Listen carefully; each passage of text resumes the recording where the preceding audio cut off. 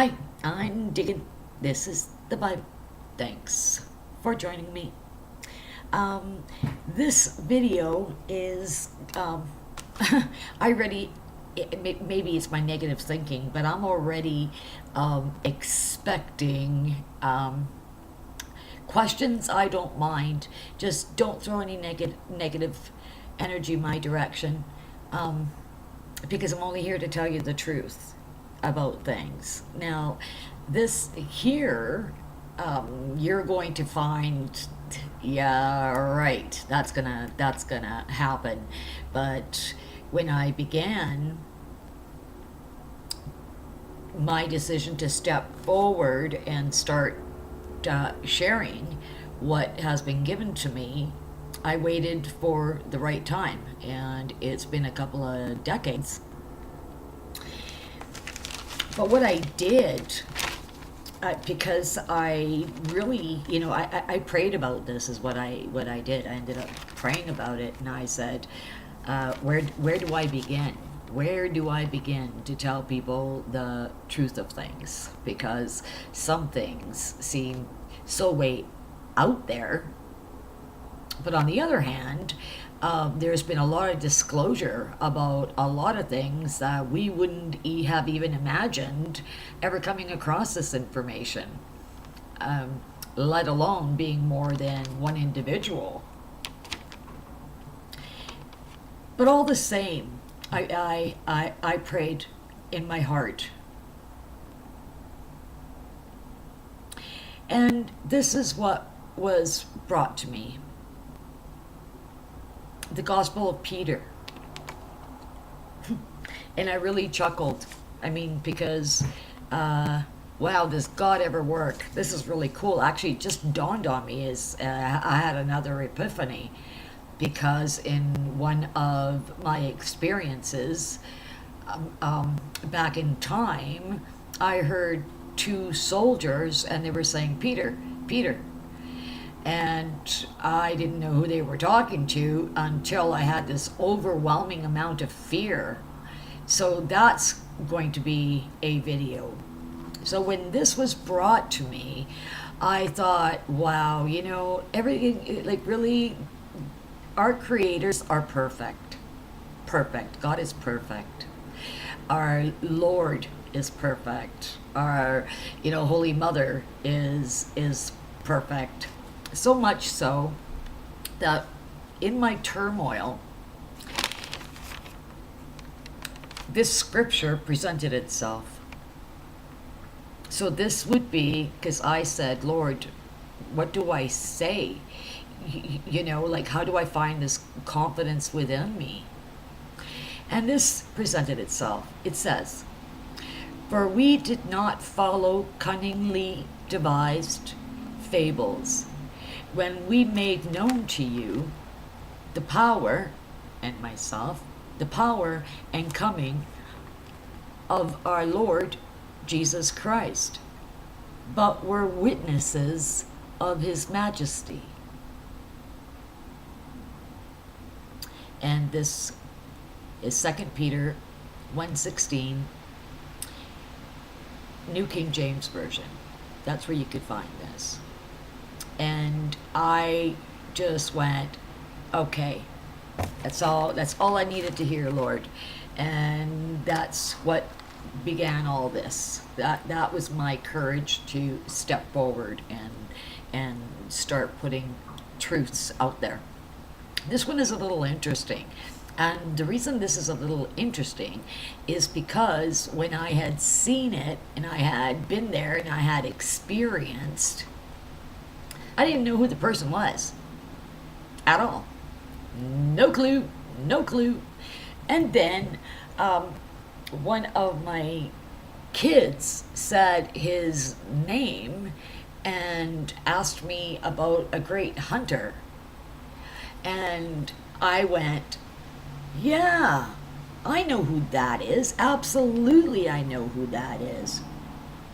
And how this came about was one morning, and at that time I only had, I didn't have 3 kids, I had 2 kids, 2 boys. And in the morning, I said to my sons as we were eating breakfast, I think one was in grade 2 and the other in grade 3, and I said, "Hey boys, you're never gonna believe who I saw in a dream. You're never going to believe it." Now, when I would say a dream, my kids, being raised to all of this, were excited because to them it was going to be another story, one of mom's stories.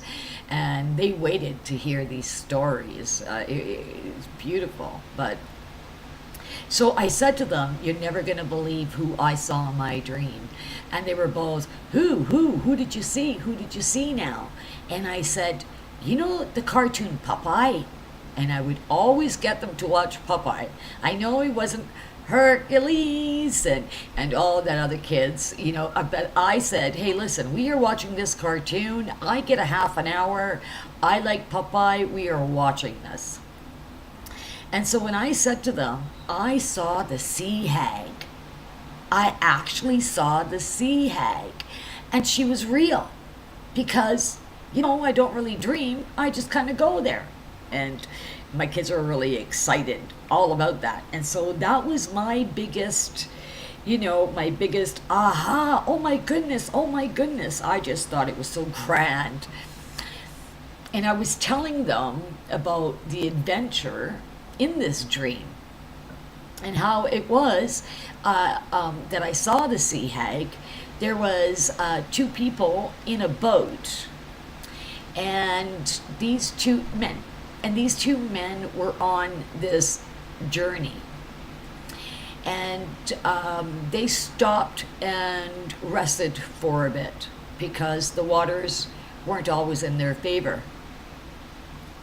And so while they were contemplating, pondering, debated, taking a moment just to gather their thoughts and feelings, because they were on this journey. One of them was looking for immortality, and the person with him was a best buddy. And how they came to pass that they were best buddies is another, I don't want to say fable because it's not a fable, but a whole other story. Now, these 2 men knew of the sea hag. And when she tried magic a few times, she tried to muster their attention and they're okay, because the moment they said okay, well, it was a done deal.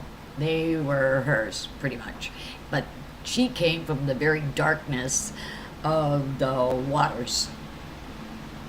And so my kids were all in and ooh, and I was like, wow, I never thought the sea hag was real. I never did. Out of Popeye, what happened there?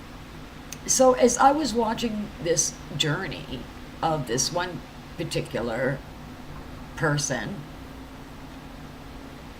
it wasn't until I would say about,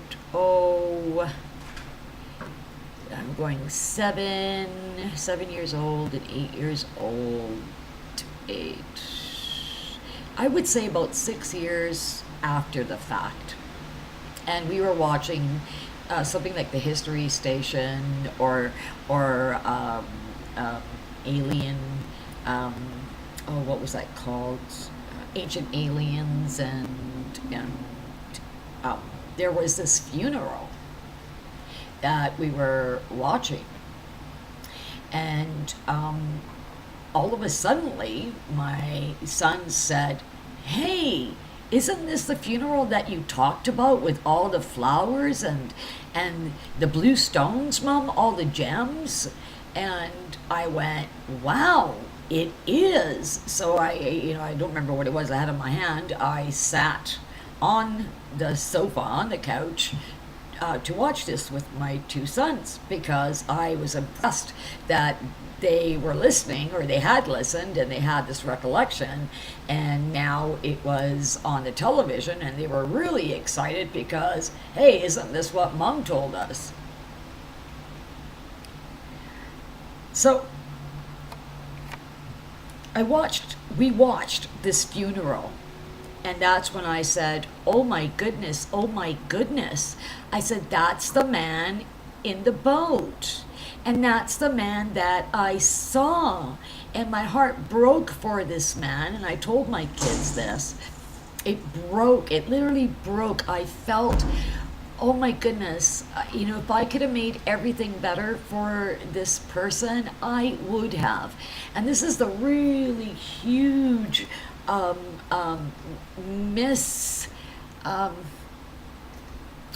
what would I call it? Misinformation. That's what it is. It's misinformation. Now, I know that this information is somewhere. I know it's not just me that knows this. It can't be. I do believe that this type of information only the elites would have. Only the Vatican would have this type of information. And the reason being is because everything was always left on tablets, on clay tablets. Everything. It didn't matter what. Everything. They documented everything. Now, I didn't put two and two together for a lot of years until, like I said, so that would be, oh my goodness, about 18, 19 years ago, something along those lines there.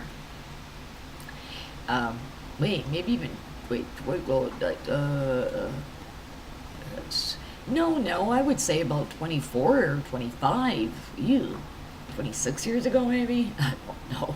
Ugh. But anyway,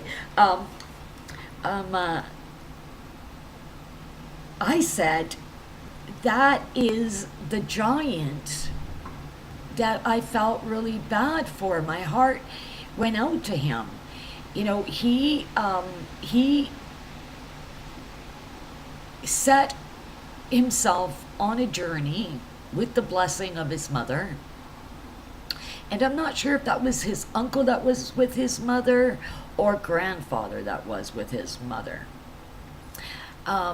He went on a quest to find his biological father and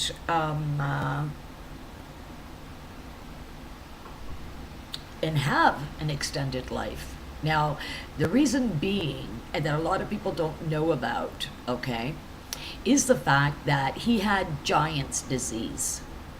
And he knew that he had Giant's disease. And the only other two people that knew, like I said, was his mother, and for the life of me, I'm going to pray about this, I don't remember if it was his uncle or grandfather. And he wanted, at all costs, he didn't care, what he had to go through, what oceans, what mountains, what, obstacles, in any way, shape, or form. He did not care the obstacle. He wanted to find his father and make his way there in order for him to be healed and have longevity. And I saw this man become weaker and weaker. And I remember the furs on the walls and oh wow, like all of it. And so they ended up saying, because he had made his mind up, and when I say they, I'm talking the three of them, he was going to go on this journey no matter what. And he was going to take this chance because he knew he was dying and he wanted to live. So they were in a pickle. The reason being that they were in a pickle is because he was a king. And how could he leave on this journey to find his biological father? Because then he would have extended life. Immortality, they would call it. His mother wanted the exact same thing, and so did this gentleman. They encouraged it, but they had to come up with a plan. And this plan, reason being, was they were fearful that if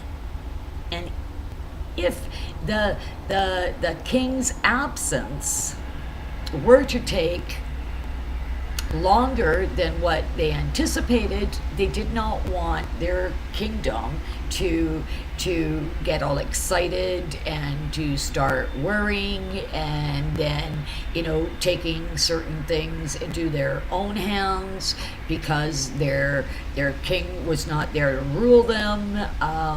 They were really worried about an uprising, is what they were really worried about, and how their kingdom was going to run with them knowing their king was absent. And if by chance it took longer than expected, like I said, they really worried. They could say, our king is gone, he's never coming back. Why are we listening to this woman, even though she was the queen? Now, speaking of which, okay, in this knowledge that we have today, I believe, I can never pronounce her name, Samaria or Samarimas, no, Samarias. She's known to have had sex with her son that we know by the name Nimrod. And this incestual relationship, after he died, and some say she had an adulterous relationship, and this is how she conceived. I have to say that all that information is wrong.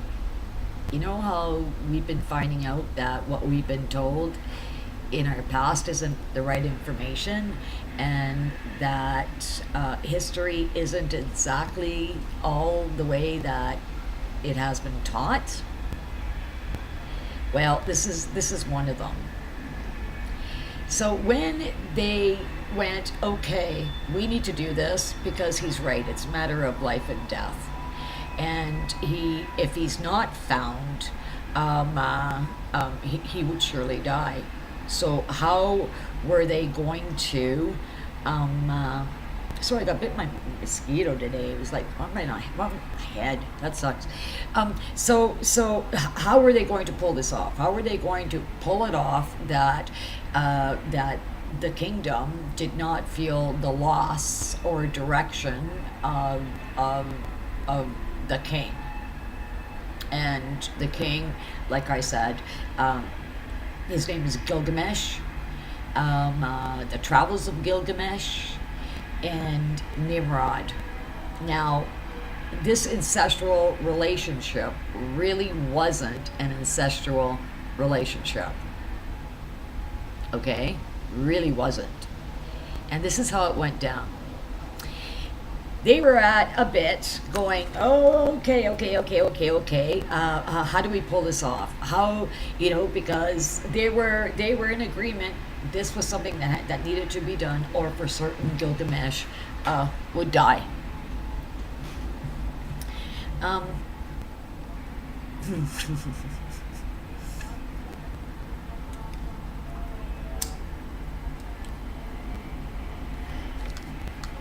They came up with an idea. It's really too bad that there wasn't a devil.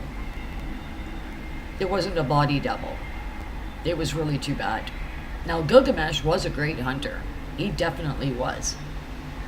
But he wasn't a cruel man. He wasn't an evil man. Nor did he have evil in his heart. No, he didn't. Not Gilgamesh. He didn't. So they decided, okay, we're going to somehow, have to pull this off. It really is too bad that we don't have a devil, that she never had another child, or he wasn't a twin. How were they going to pull this off? Well, I remember the man that I said was his uncle or grandfather. He ended up trusting somebody with this information, and trusting that somebody with this information, he knew there would just not ever be a betrayal. Never say never, but he knew that the loyalty was he really trusted this man. And this man showed up one day and said, listen. Okay, I actually found somebody that could pass as Gilgamesh. And the gentleman went, really? Well, bring him here. And he said, I have to forewarn you ahead of time. He smells awful, and he's filthy, and his hair is untamed and matted, and his beard is just as wired, for a lack of describing it, wired.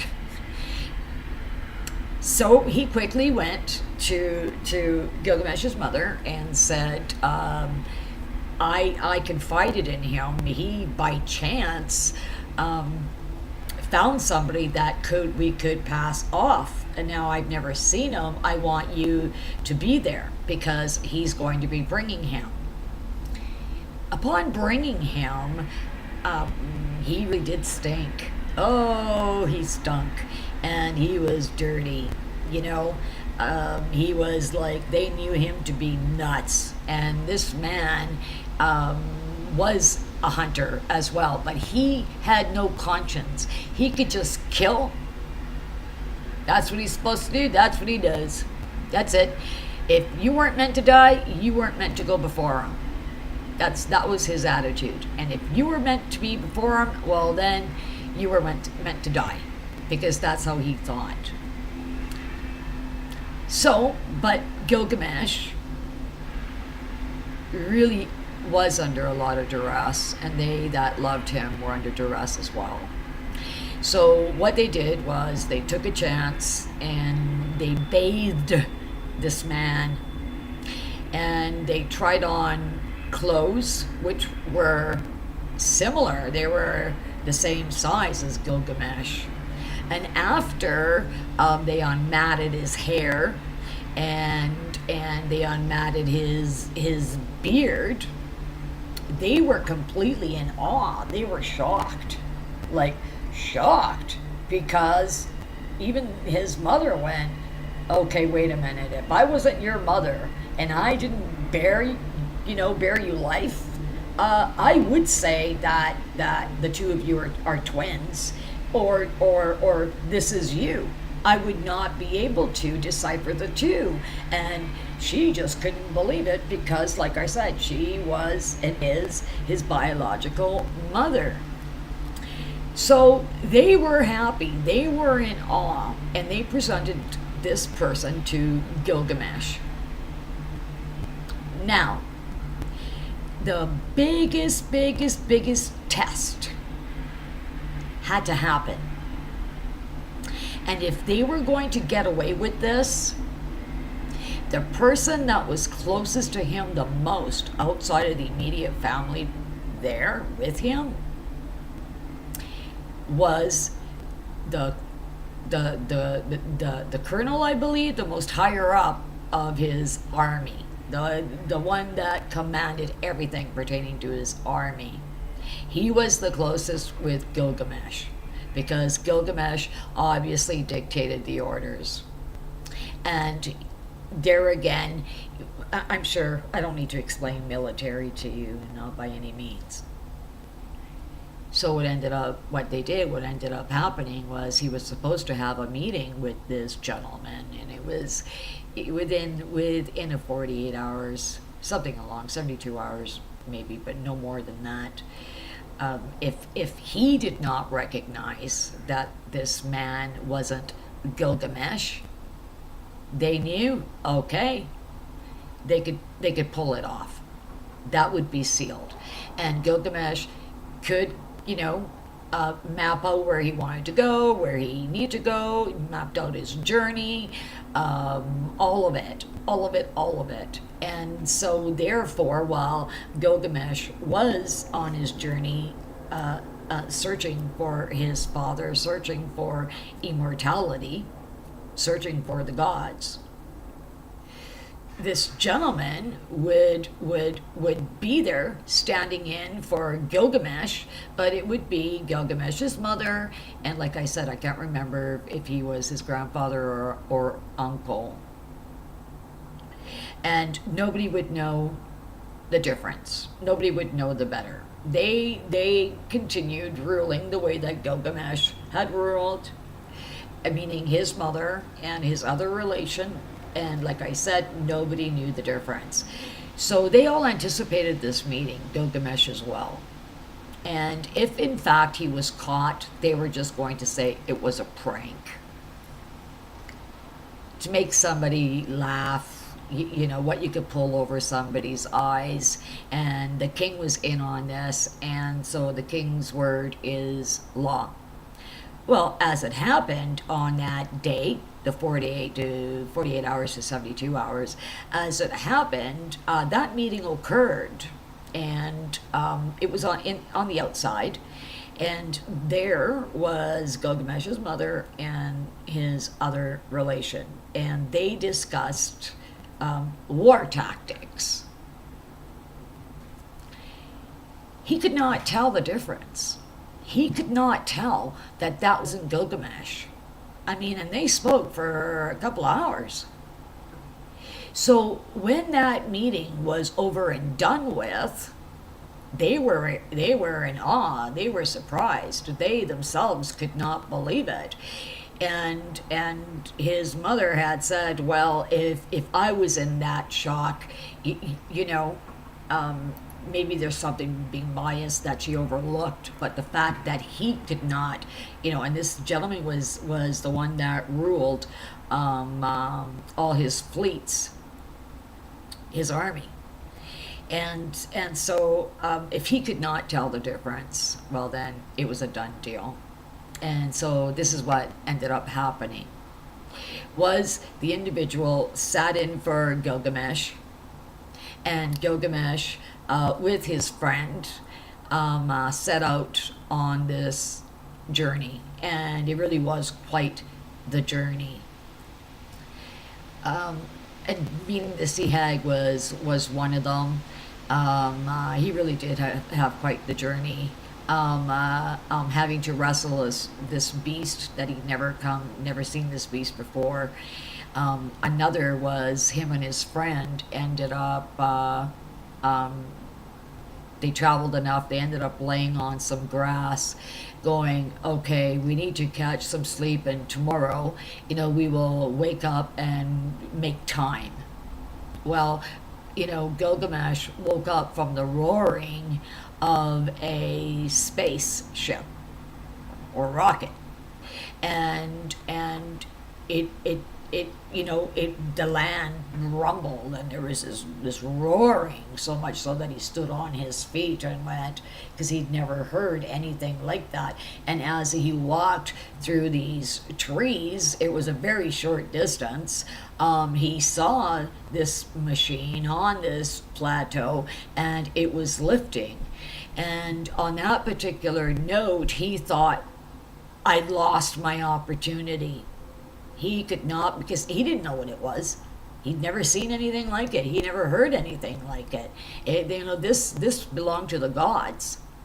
And he was so disappointed when it lifted that he didn't wake up earlier. Just the fact that, they slept so close to where he so wanted to be, because he felt he needed to be there, if in fact he could go speak to the gods,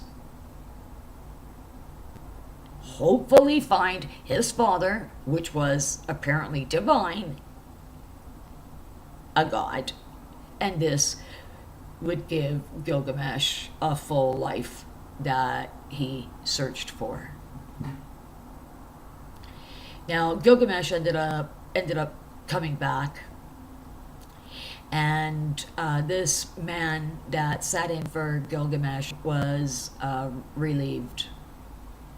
The really sad thing was very shortly after Gilgamesh got back, and it was a very short time that, after he got back, that and the giant's disease is the heart being too big, the heart not stopping to grow. And within a very, very, very short period, and I mean anywhere from a month to 3 months, Gilgamesh had passed away. They did have a secret burial, and that's where I had shared it, that my kids ended up seeing it on television, where I said that he was divine, and they carried him out, and you could see all this green and all these beautiful flowers and stones everywhere. And I remember looking up and seeing these two beings that were from another planet, asking him what he wanted and why he was there, and that humans weren't allowed there. And so Gilgamesh told them his story, and I believe it's the Alexandria, I believe.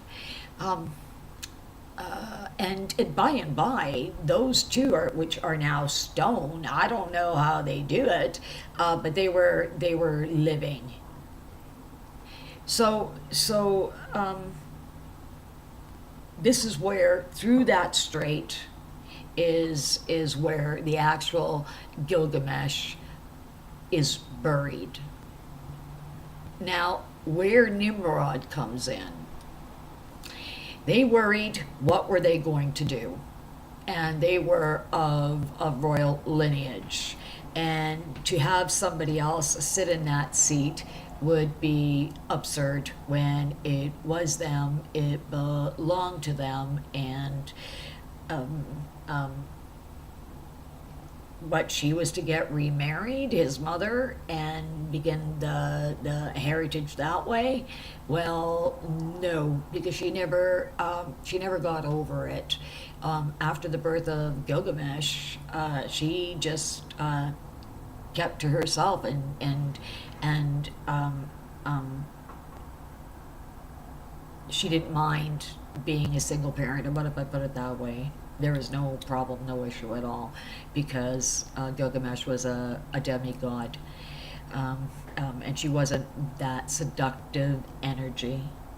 Now, we know her as a woman that not only had incest with her kid, but also had a nefarious rendezvous. After her son, like she said, she cut off his penis and then got herself pregnant. Well, the truth of the matter is, okay, after that burial, because they did have to bury him, and he is placed where the real kings are placed, in the now, they brought this person back in order for there not to be a revolt, in order for there not to be an uprising. And that was a mistake that she made, and his other relative, that lasted a lifetime. Now, Nimrod, that took Gilgamesh's seat. While walking through the army, you could hear the whispers going, "Can you believe that woman? That woman had sex with her son." That didn't happen. It just didn't happen. Okay, and it didn't happen because he wasn't Gilgamesh. Did he take upon himself to take her body at any whim, against her will? Rape, that's what we call it today. Yeah, he did. He most certainly did. And she said, and the man had said, what kind of reputation are you going to give her? Like, she's Gilgamesh's mother, and you want to frolic with her? They're going to think this is incestual. And he didn't care. He was Gilgamesh. He could put them both to death if they didn't like it. They had to learn to shut their mouth. And he was now king, and it was going to be his way. Now, this guy was a real brute. And like I said, he took it upon himself. Now, not only did he take it upon himself to enslave her this way and humiliate her in public and have her name tarnished, but he also took on little younger maids as lovers and flaunted them to everybody, including Gilgamesh's mother, that everybody thinks that, she's married to her son, and brought about a kid with her son, and all the while. Now, she almost got away one time. She almost got away. And she did try, because I said she almost got away that one time, and she tried again and again, and then she um, just succumbed. That this is it. This is it for me. She was now in hell. Everything was ripped from her. Everything. And she had asked God, why? Now, they'll have you believe that she was an idol worshiper. And I would say, no, no, not by any means. That woman really strived to do the right thing before God. So this guy that is now king, that is now known as Nimrod, the great hunter, and like I said, this guy was so psycho. I mean, he had absolutely no remorse in his body, no conscience, none, and loved it. He relished in it, and he just got darker and darker and more murderous. And oh my goodness, I don't need to tell you all the stories about Nimrod, right up to the point that Esau, Jacob's there, finally cut off his head.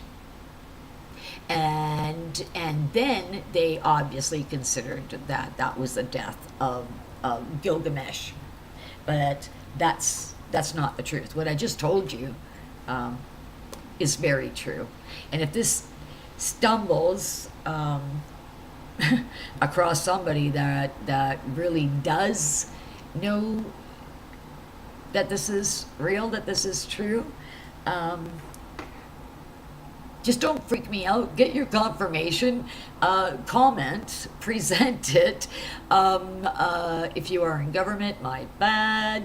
I do know that the public is supposed to know, and that tale of mother sleeping with son and their child, Tommaso Tamus, she did finally fall in love with somebody, and he really loved her, and they wanted to call it incestuous or adultery, that she committed adultery toward Nimrod in her marriage with Nimrod.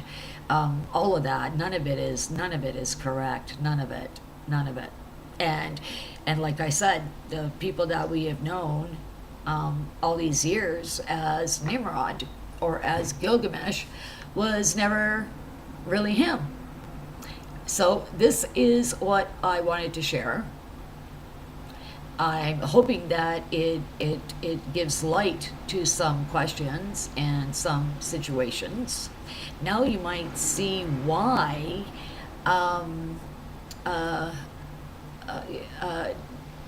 her second child was so important to her. That's because she lost her first child, and that being Gilgamesh. So when she conceived out of love again, that she never thought it would happen, it was Tommaso with Tamus. So know this. That was pretty sick. That's not how it went down. There was that incestual situation did not happen. It didn't. And like I said, I know that this is noted somewhere. That's a definite. So I hope that you find this interesting, and that's it. That's what I wanted to share. Okay, so I'm really glad I did this, and now they found Nimrod's head and his body, the alias. They found his tomb, his grave in Iraq. Now, I'm not saying that the technology that they had wasn't real and yada yada yada. I'm not saying that he wasn't mean, because he was evil. Mean wasn't even the word. Evil. That man was evil. That man that they knew as Nimrod was evil. Evil. But he was not Gilgamesh. The real Gilgamesh died between the age of 33 and 36. Okay, so on this note, I'm going to leave you. I hope that you enjoyed this weird bit of information. Check it out. Do your homework. Hit like if you like what I had to share. Hit share if you find it amusing or interesting. And don't forget to subscribe. Okay, so until next time, I bid you an adieu. Ciao, ciao.